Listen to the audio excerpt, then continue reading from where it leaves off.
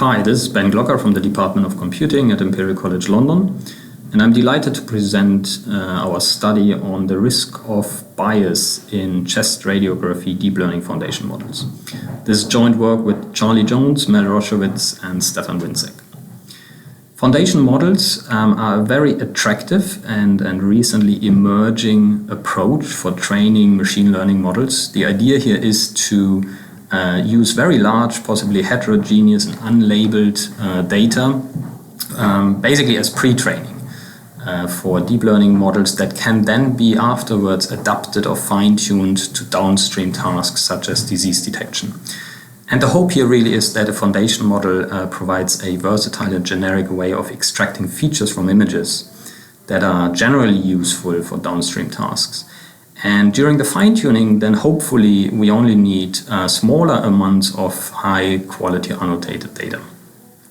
Now, while foundation models are promising, there's also still very little knowledge about how potentially biases might be embedded in these models and how they might translate down to downstream applications.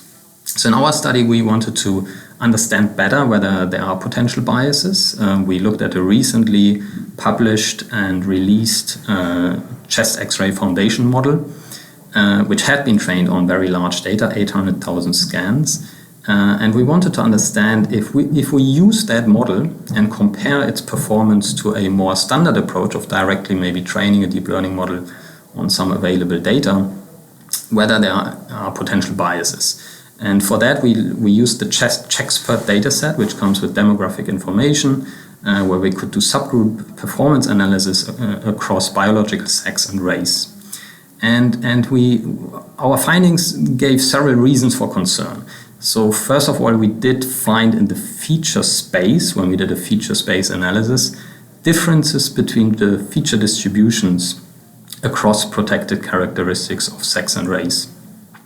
Now, the question is how these differences in the features might translate to performance disparities.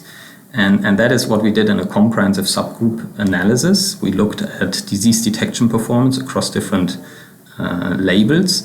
And here we found substantial and statistically significant differences, both between male and female patients. And in particular, we found a 10% drop in the detection of pleural effusion for Black patients.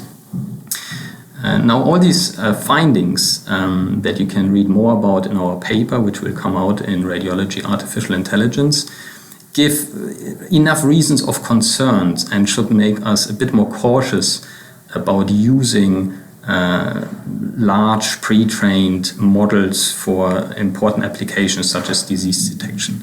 What our study shows is that we really need to do a careful, comprehensive analysis, a bias analysis, and in particular, we need to make sure or test for equitable performance across the relevant subgroups. So for more details, please have a look at the paper, and we also encourage you to have a look at our code release, which comes with all the implementations that you need to replicate our study, but hopefully it also facilitates further research into this important topic. Thank you very much for listening.